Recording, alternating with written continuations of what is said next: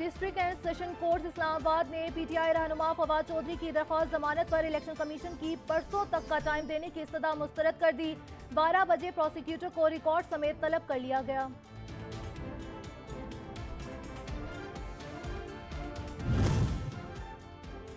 चौधरी शुजात हुसैन को पार्टी सदारत से हटाने का मामला इलेक्शन कमीशन महफूज शुदा फैसला आज सुनाएगा।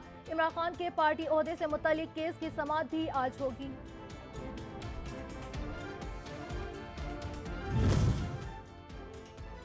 इस्लामाबाद की मकामी अदालत में चेयरमैन पीटीआई इमरान खान के खिलाफ तोशाखाना केस की समाअत अदालत ने इमरान खान पर फर्द जुर्म आयद करने की तारीख मुकर्रर कर दी।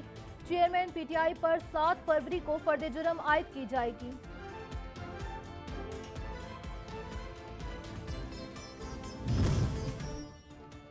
कोहाट के तांदा डैम में तुलबा की कश्ती उलटने का वाकया, जहां भाग बच्चों की तादाद 31 हो गई।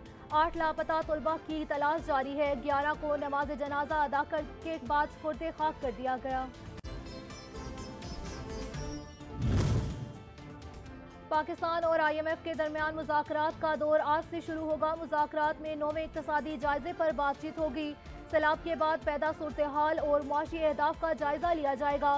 मुज़ाकरात कामयाब होने पर पाकिस्तान को 1 अरब 10 करोड़ डॉलर मिलने का इम्कान है।